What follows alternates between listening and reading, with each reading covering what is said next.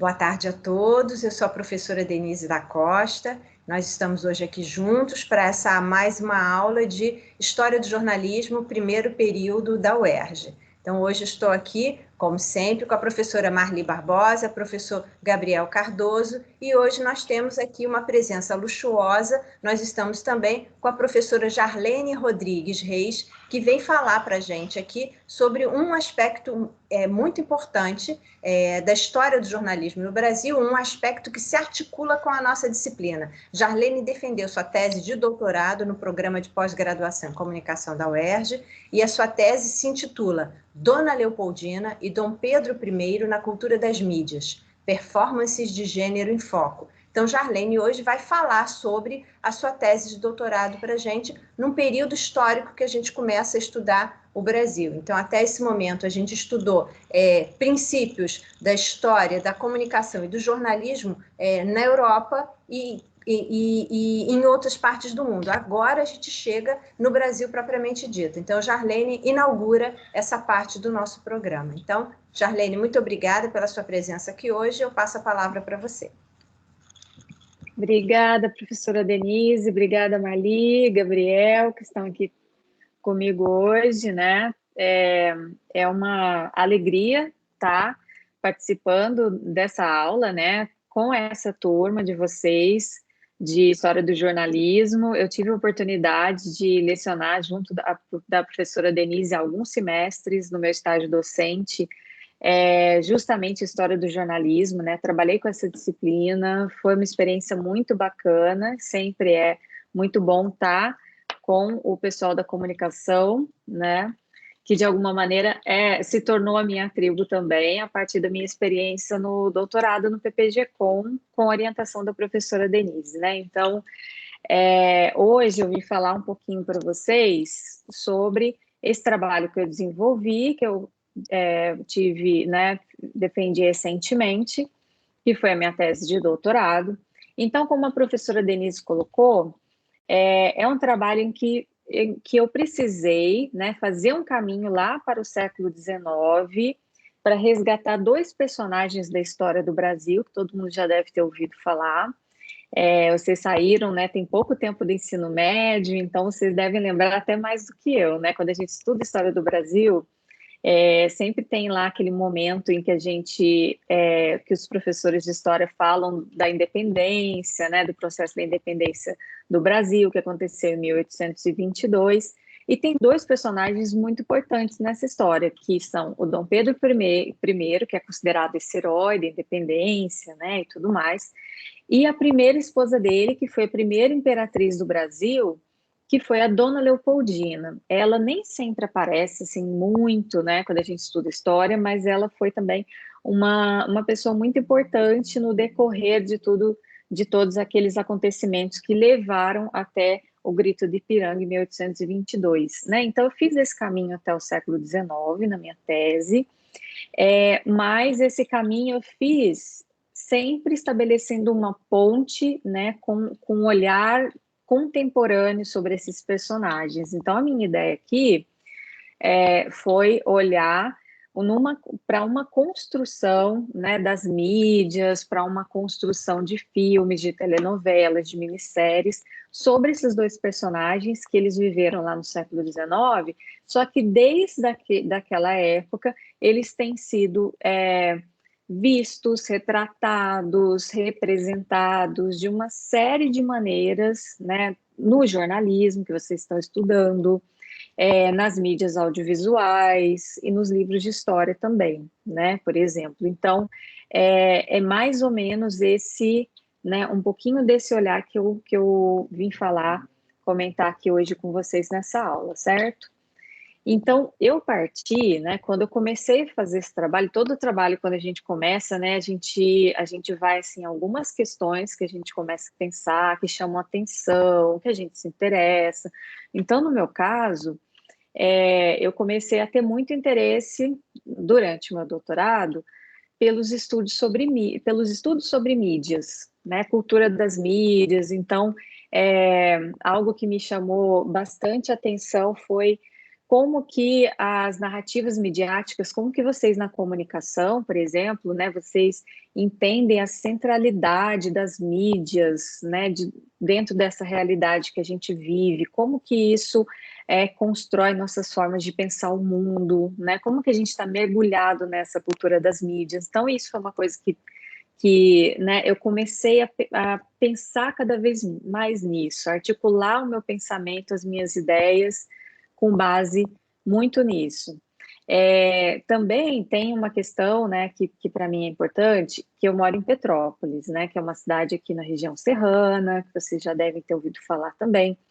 Então, Petrópolis é uma cidade que abriga a memória do período imperial do Brasil, né, principalmente do segundo reinado, que foi o reinado do Dom Pedro II. Então, o fato de morar aqui também me suscitou, né, uma curiosidade com relação a essas personalidades, né, vendo aqui até no meu dia a dia, mesmo no meu trabalho, como que as pessoas ainda pensam tanto sobre esse período, sobre esses personagens, como que isso é tão vivo ainda na memória, né, nos imaginários das pessoas. Então, esse também foi um ponto, né? E aí, claro, né, todas as discussões nos grupos de pesquisa, no grupo Corpus, coordenado pela Denise, né, em que se fala muito de performance, em que as questões de gênero, construção social, né, de gênero, de emoções, tudo isso ali também começou a construir meu pensamento, e aí opa, está surgindo aqui um interesse de pesquisa que eu acho que eu consigo articular tudo isso. Então, é mais ou menos assim que a gente começa, sabe? Vocês vão ter oportunidade daqui a alguns semestres de fazer alguns trabalhos, vocês vão fazer um TCC, né?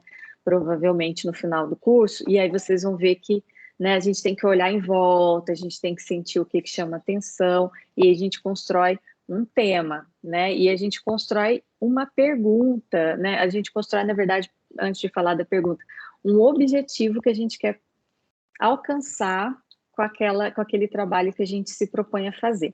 No meu caso aqui, o objetivo, ele ficou assim: investigar as performances de gênero de Dona Leopoldina e Dom Pedro I em suas representações midiáticas ficcionais no cinema e na televisão, né? Então, nossa, parece muito complicado, assim, né?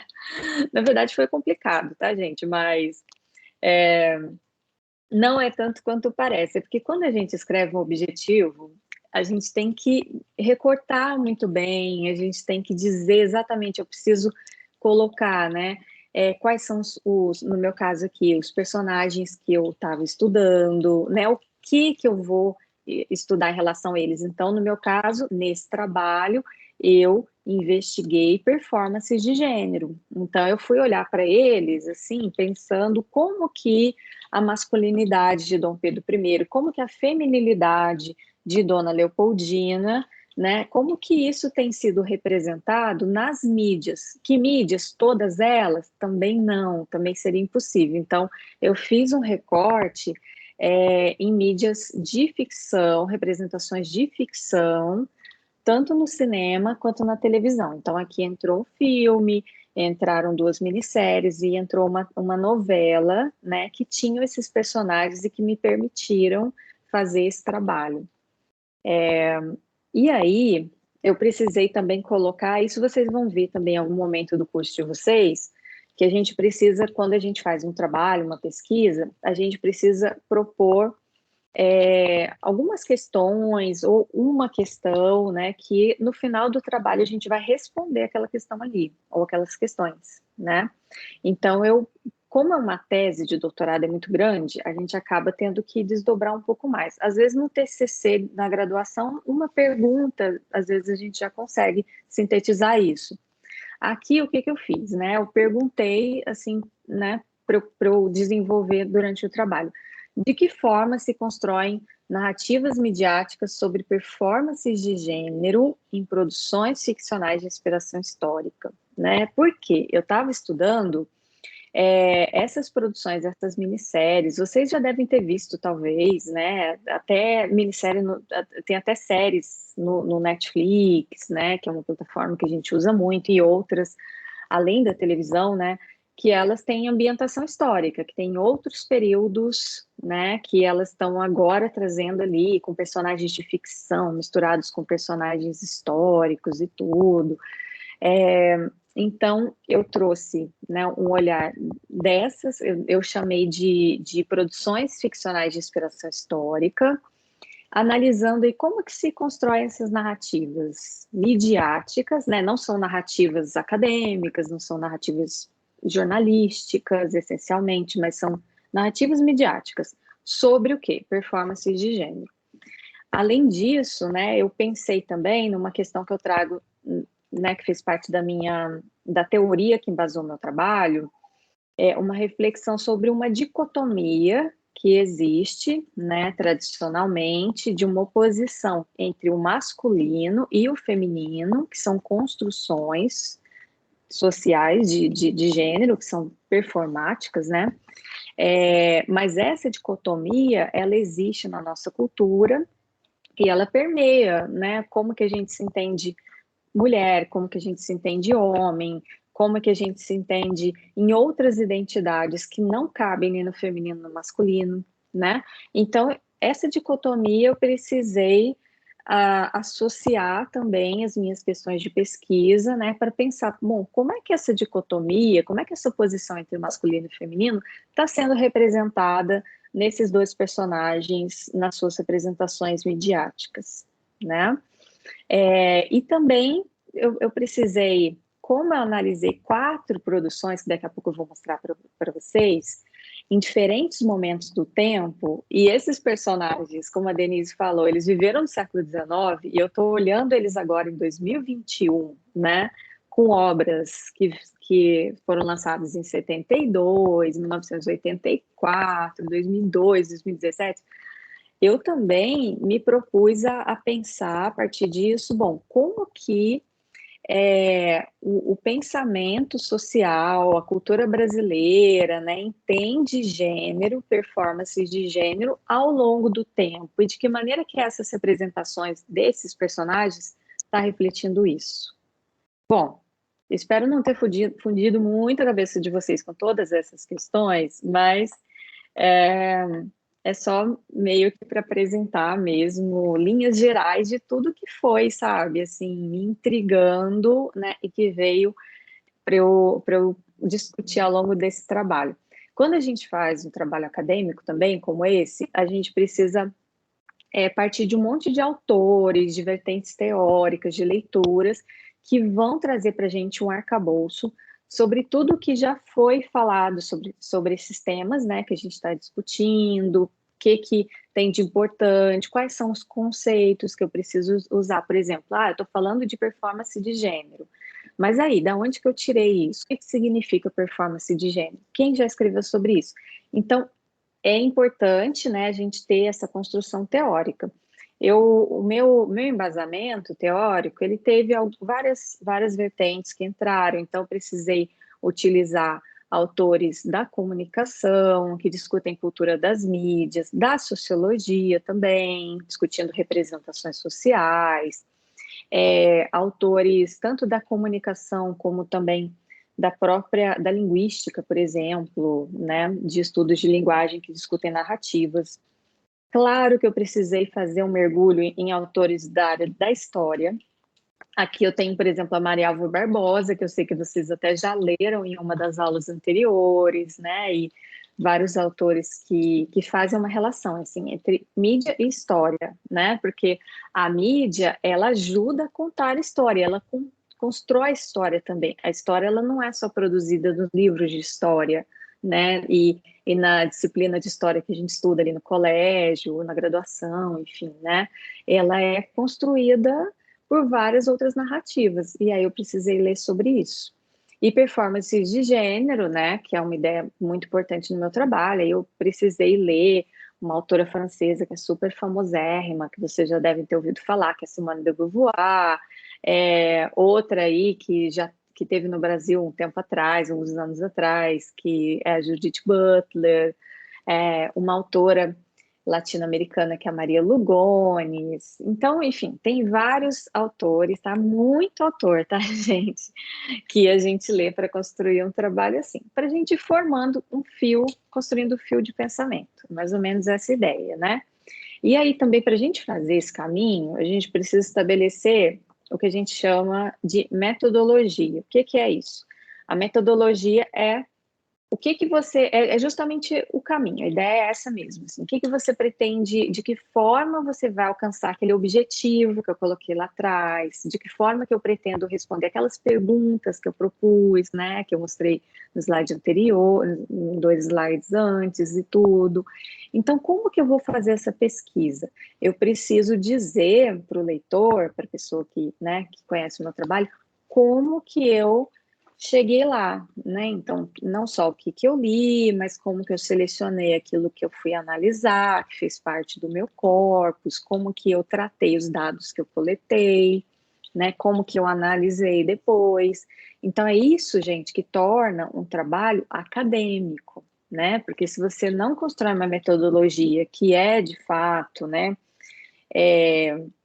rigorosa, no certo sentido, assim, de que você está seguindo o passo a passo, né, que se considera ali válido para um estudo, para considerar o seu trabalho um estudo mesmo, né, analisar os dados de acordo com o método existente, alguma combinação de vários métodos, mas que seja acadêmico. Se você não faz isso, o seu trabalho ele pode ser um trabalho, talvez literário, ou, né, ele assume um outro caráter, mas talvez ele não consiga ser um trabalho acadêmico mesmo, né? Então, é bem legal, eu acho, falar isso para vocês, que eu não vou detalhar aqui a minha metodologia, não, mas para que vocês entendam, ainda mais agora, né, que vocês estão chegando no curso, entendendo como se constrói pensamento científico, acadêmico, assim, a metodologia ela é fundamental para considerar uma coisa acadêmica, ou, né, para caracterizar algo que a gente está construindo, o pensamento, como científico, por exemplo. Então, esse momento que a gente está, acho que é bem legal também para pensar sobre isso. Então, a minha metodologia, ela foi toda lá certinha no trabalho, precisei explicar como que eu compus, né, o corpus, que é isso aqui que eu estou mostrando para vocês. O corpus, ele é o conjunto do material que eu analiso no trabalho, né? Então, assim, dentro daquilo tudo que eu falei que eu quero pesquisar, as produções de ficção que representam Dom Pedro I e Dona Leopoldina na mídia, né, para analisar performances de gênero.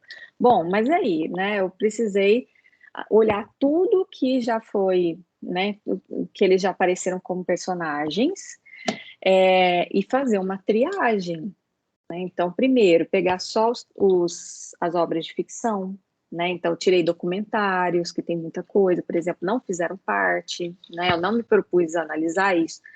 Então, entrou aqui ficção, e entrou, né, assim, entraram produções em que os dois fossem personagens, não só um, não só outro, tá? Então, eu cheguei num conjunto de 4 produções. Um filme que chama Independência ou Morte. Esse filme, ele foi estrelado pelo Tarcísio Meira, que eu acho que vocês já devem ter ouvido falar, talvez as mães, as avós fossem fãs. Ele faleceu recentemente, e ele era o Dom Pedro I, né? Então, ele foi um filme muito conhecido, assim, foi um dos grandes papéis da época, do Tarcísio Meira e tudo mais. Depois, teve uma série que eu também analisei, que chamava Marquesa de Santos. Ela foi uma série que passou em 1984, num canal que já acabou há muito tempo, que foi a TV Manchete. Posteriormente, eu fui para 2002, foi a próxima obra que eu encontrei, que foi uma série que chamava Quinto dos Infernos, passou na Globo, essa série. Na época foi super polêmica, porque ela tinha um ar muito irreverente, ela era muito escrachada e tal, fez um grande sucesso também. E por último, eu encontrei uma novela, né, que entrou no meu corpus, que chamava Novo Mundo, talvez essa até vocês tenho, sei lá, assistido um pouco ou visto alguma coisa já na época, porque ela é bem recente, ela é de 2017 e ela foi reprisada ano passado também, no início da pandemia, né, quando a Globo parou de fazer novas produções e tudo mais. Então, essas obras aqui, elas fizeram parte do meu conjunto de dados, né, de produções que eu analisei, o meu corpus, tá? É assim que a gente chama. Bom, e aí eu vou só aqui falar um pouquinho para vocês de cada uma rapidamente, que tipo de resultado, de que tipo de análise eu cheguei a respeito de cada uma delas. Então, Independência ou Morte, que foi a primeira, né, que eu estudei, aqui tem um cartazinho para vocês verem. Gente, na época, né, não sei se alguém aí se interessa por cinema, se já estudou alguma coisa, né, de cinema nas décadas de 50, 60, na época se fazia cartaz de filme assim, né, eram desenhos, né, não se utilizava como hoje em dia, né, os cartazes eles são feitos principalmente a partir de fotos, alguns frames dos filmes, né, assim com bastante efeito visual e tudo. Na época se utilizava no desenhos, né? Então vocês veem aqui o cartaz, o Tarcísio Meira ali no cavalo, com espada, e tem a Leopoldina um pouco menor, aqui abaixo dele, que era uma atriz que chamava Kate Hansen, né? E outros personagens também do filme. Esse filme, ele foi lançado em 72. 72, o que estava acontecendo no Brasil, puxando lá para a memória que vocês, né, têm aí melhor do que eu, de história do Brasil que vocês estudaram, período da ditadura militar. Então, esse filme, ele foi muito associado à propaganda do governo, do presidente da época, que era o General Médici. Foi um filme assim que exaltou muito, sabe? A figura do Dom Pedro, principalmente como um homem cuja virilidade, né, era muito marcante, assim, ele era um príncipe que, né, mostrava essa masculinidade o tempo inteiro, né, nos costumes dele, muito polidos, muito corteses, muito gentil com todas as mulheres, com todas as pessoas, um conquistador também, bonitão o tempo inteiro. Então, o filme, ele exaltou bastante isso, e a Dona Leopoldina, ela aparece nesse filme, assim, sempre plena, arrumadíssima, linda, maravilhosa, e sempre controlando os sentimentos todos dela, sempre, assim, evitando escândalos, sabe? Sempre protegendo a imagem da monarquia, da família e tudo mais. Então, para quem não sabe, o que rolava entre o Pedro e a Leopoldina nessa época? O Dom Pedro é, era um cara assim não muito conhecido pela fidelidade conjugal, né? Para colocar nesses termos. Ele teve uma traição muito famosa nos livros de história, que foi com a Marquesa de Santos, que chamava Domitila, né? Então, no filme, inclusive, quem fazia a Marquesa de Santos aqui era a Glória Menezes, né? Que já era esposa do Tarcísio Meira nessa época. Então, essa traição, ela foi um grande babado na época na corte, assim, só se falava nisso. E aquilo era um problemão para Leopoldina, porque ela ficava triste, ela gostava do marido, ela se sentia desrespeitada, desonrada. E aqui a Leopoldina no filme, ela dá uma mascarada nisso o máximo que ela pode, sabe? Ela é aquela mulher assim, resignada, princesa, altiva, que mantém a pose o tempo inteiro e tudo mais. Então, até no momento que eles têm uma super briga no final do filme, ela, assim, tá lá, cabeça erguida o tempo inteiro, né? E no final também o Dom Pedro vai dar um tapa nela, mas não dá.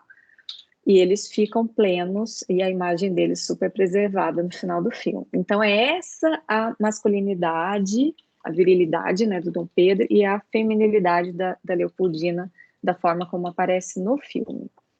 Depois, nessa série Marquesa de Santos, de 84, a gente já vai ter um retrato um pouco diferente, né? Aqui, o Dom Pedro I, ele era um ator que chama Gracindo Júnior, era um galã também na época e tal. Dom Pedro I, ele geralmente é representado por um galã, tá, gente? Ele tinha uma fama, né, de conquistador, bonitão, isso até nos livros de história, né? Então, as mídias, elas passam um pouco disso também. Ele era o Gracindo Júnior. A Leopoldina, na Marquesa de Santos, era a... Gente, me fugiu o nome dela. Maria Padilha, me deu um branco aqui. Maria Padilha, que é uma atriz. Vocês derem um Google aí, vocês vão ver a carinha dela, mas daqui a pouco eu vou mostrar também. Também super bonitona, tem aquela imagem da loura bonita e tal, que foi muito associada nessas livros, ela não seja descrita dessa maneira. Nos livros, às vezes, a Leopoldina é descrita assim, feiozona, sabe? Então, mas aqui não, né? Aqui é aquela imagem da alemã bonitona, que era isso que a Maria Padilha encarnava também.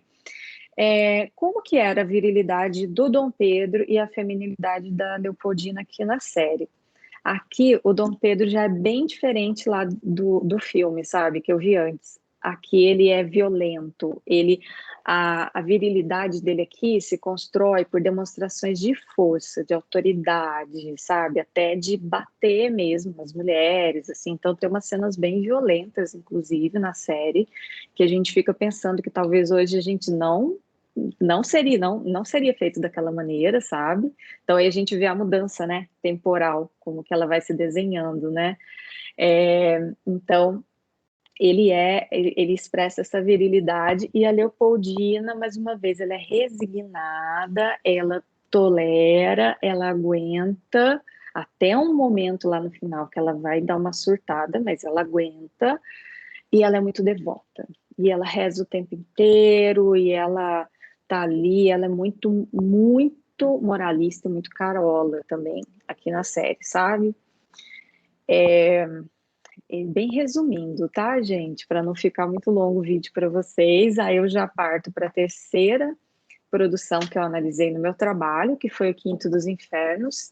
Ele, como eu falei antes, né, já tem um tom escrachado, debochadão, então faz piada com todos os personagens.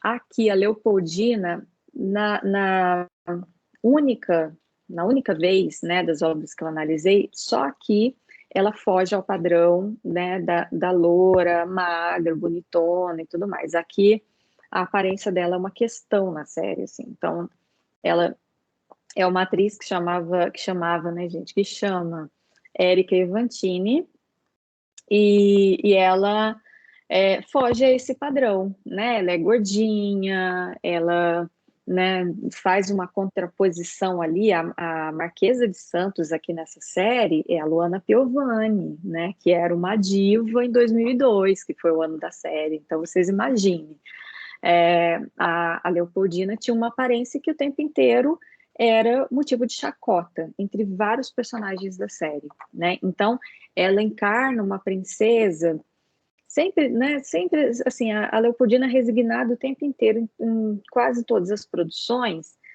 e aqui não é diferente, né? Mas aqui, além de ser resignada, ela é alvo de piada e ela é invisível, praticamente invisível também, assim. Ela fica o tempo inteiro dentro do palácio.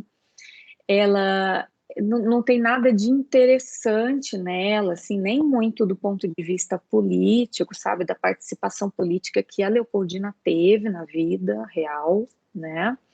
Não aparece aqui na série, então ela tá na série para fazer um contraponto à Marquesa de Santos, que é a bonitona, que é a conquistadora, que é a resolvida, que é tudo, e a Leopoldina é aquela mulher, né, que tá ali fechada em casa, aguentando as traições do marido, porque tem que aguentar, porque não tem outra escolha.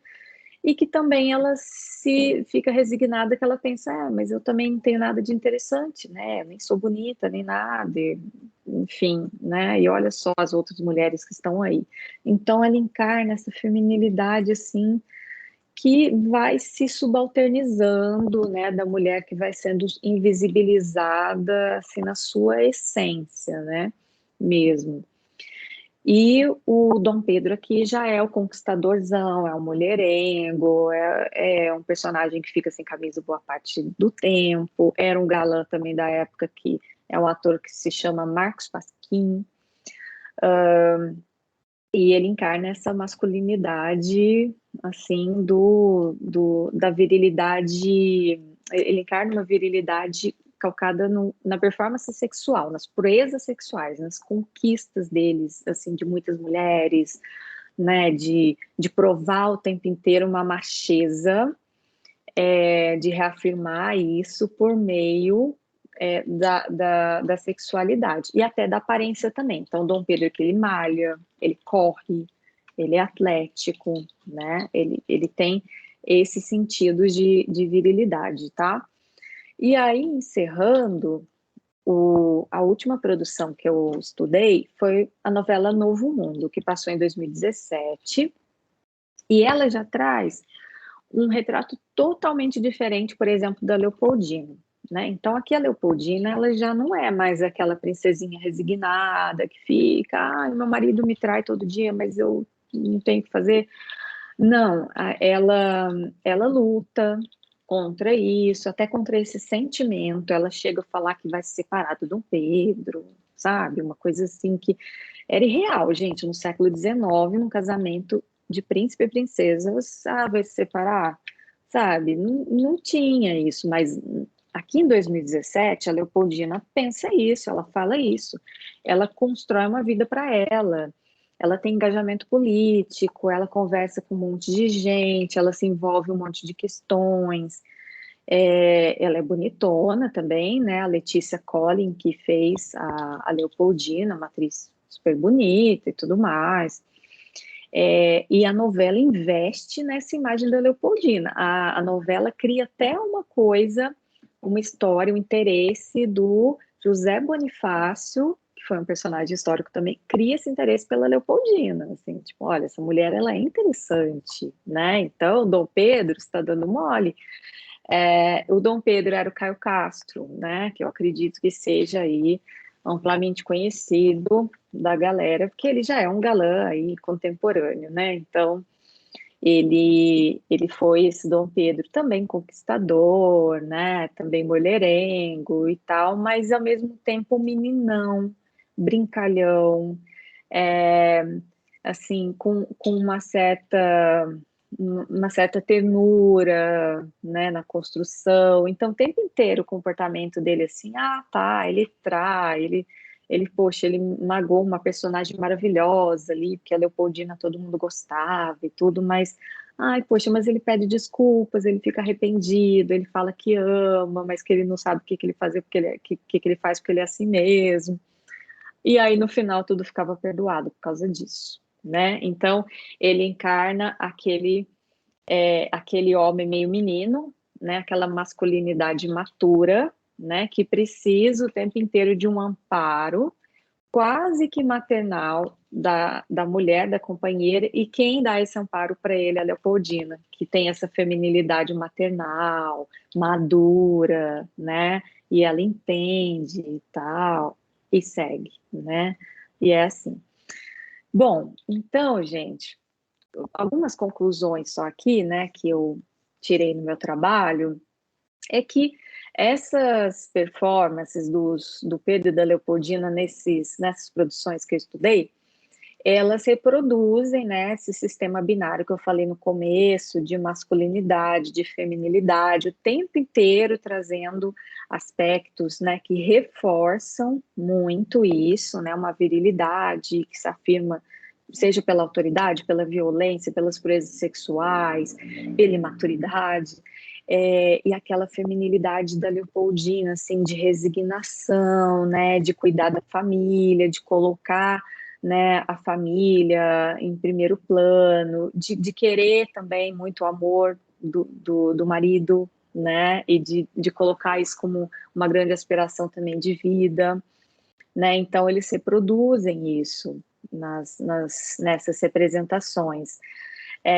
O Pedro, né, como eu falei, ele sempre aparece ali como uma pessoa que, isso nas 4 produções, uma pessoa que ele tem um temperamento incontrolável, que as pulsões dele, todas, são explicadas simplesmente assim, pelo fato dele ser homem. Não, eu sou homem, homem é assim, sabe? Homem tem necessidades, homem eu não consigo controlar. Então, ele o tempo inteiro, ele usa isso, sabe? Em todas as representações isso aparece. E ela sempre ali tentando né, ser interessante para ele, tentando trazê-lo para ela, tentando suscitar nele um amor que ela sente por ele, sabe? Assim, tentando ser correspondida no final das contas. Era tudo que ela queria. Não bastava para ela, vai ser você. Se alguém dissesse para Leopoldina naquele momento, né, lá em 1822, olha, daqui a um século as pessoas vão falar nos livros lá que você é a paladina da independência e tal, ela não ia ficar feliz, porque assim, não era, sabe, isso nos filmes, tá, gente? Isso nos filmes, nas novelas, nas séries, né? Não é ali nas representações, né, o que bastava para ela, assim, ela queria ser amada pelo Pedro, era isso que ela queria, nessas produções que eu estudei aqui, tá? Não posso falar dela lá em 1822, não. Bom, e aí como eles são personagens muito conhecidos, muito famosos, né, muito importantes na historiografia nacional, eles se apresentam aí meio que como modelos, né? Toda vez que eles são representados numa minissérie, numa novela, no filme, eles trazem para a gente um modelo do que é ser um homem, do que é ser mulher, né? Um exemplo, e esse modelo, ele reforça uma estrutura de patriarcado, né? Uma estrutura que vem desde os tempos coloniais, né? Ou seja, bem antes ainda do século XIX, que vocês estão estudando aí, e que essas estruturas, elas ainda são muito fortes na formação da nossa sociedade mesmo, até hoje, né, gente? Então, e aí olhar sobre isso, né, é muito importante. Por que a gente vai lá no século XIX pensar esses personagens, né, sendo que a gente está aqui agora com um monte de problema? Mas isso ajuda a gente a entender como que vem sendo construídas essas coisas, essas visões, por exemplo, de gênero, desde daquela época, e como que elas vêm se reproduzindo, como que elas vêm se perpetuando, e como que a gente continua, sabe, repetindo isso, esses estereótipos, né, de feminilidade e de masculinidade, por exemplo. Né? Então, aí que está a importância desses estudos, tá, gente? Eu vou passar o filminho.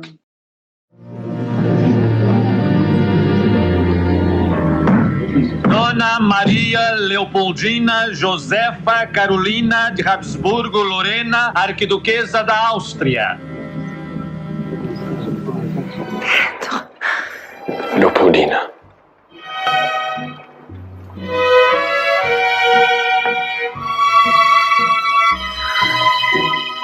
Eu não sei de nada, Dona Maria Flora.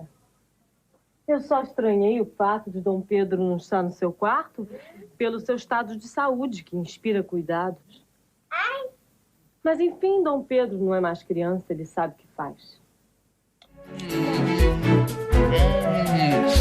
Corta meu coração, mas eu tenho que fazer as coisas. Pedro! Me perdoe, Leopoldina. É só isso que você tem para me falar? Eu te imploro. Escute. Antes de mais nada, eu te amo de verdade. Não sabes o quanto eu me esforço para controlar os meus impulsos, mas... Meu Deus do céu, eu sou jovem. Até outro dia fazia o que queria, o que bem entendia. Admito tudo, Pedro. Menos isso. Isso o quê? Todos devem me julgar uma tola. Se eu não tomei nenhuma atitude até hoje, foi para evitar um escândalo. Aprendi com meu pai a ser responsável e sensata. Leopoldina. Vai, Dom Pedro! Vai! Bate, chato heróico! Vai, Leopoldina. Dom Pedro! Bate na Imperatriz do Brasil! Bate! Bate alguma! Bate! entendeu? Abate alguma! Você não vai abate alguma, entendeu? Abate alguma! Me deixa, Leopoldina. O que eu faço sem ti? Cuida das meninas. Cuida desta terra linda que inventaste. Ser feliz, Pedro. Teu sorriso ilumina o mundo.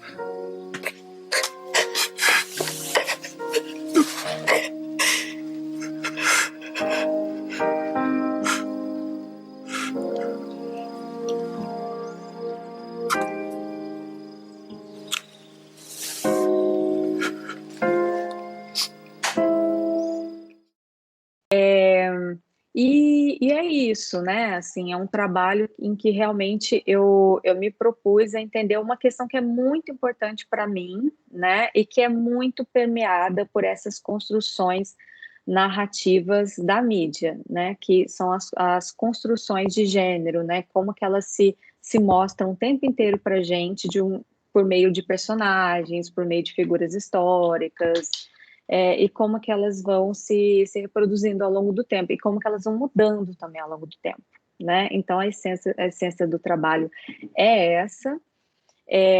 Quero agradecer a possibilidade de estar aqui falando um pouquinho sobre isso com vocês, é um prazer, tem muita coisa sobre isso que eu posso falar, então deixo também meu e-mail, né, com a professora Denise, com o pessoal aí da disciplina, se vocês quiserem entrar em contato posteriormente, pedir dica de leitura, sei lá, comentar alguma coisa, achar que teve alguma coisa que eu falei que não ficou muito clara ou que não acharam legal. Gente, eu vou ter um super prazer em receber qualquer comentário de vocês, tá bom? Depois. Obrigada mesmo e bons estudos aí para vocês na disciplina. Jarlene, eu agradeço enormemente você ter vindo hoje aqui, ter feito essa exposição sobre a sua tese de doutorado. Então, é muito importante também para os alunos da graduação, principalmente os que estão começando no primeiro período, terem contato com os alunos da pós-graduação. Vocês já têm um contato cotidiano com o Gabriel e com a Marli, mas vocês viram hoje uma doutora recém-formada pela UERJ, que trouxe a tese dela para vocês conhecerem em cima dessa temática que a gente discute aqui na disciplina, que é comunicação, jornalismo e história, tá bom? Então, muito obrigada, boa semana para vocês e até a próxima semana. Obrigada a todos.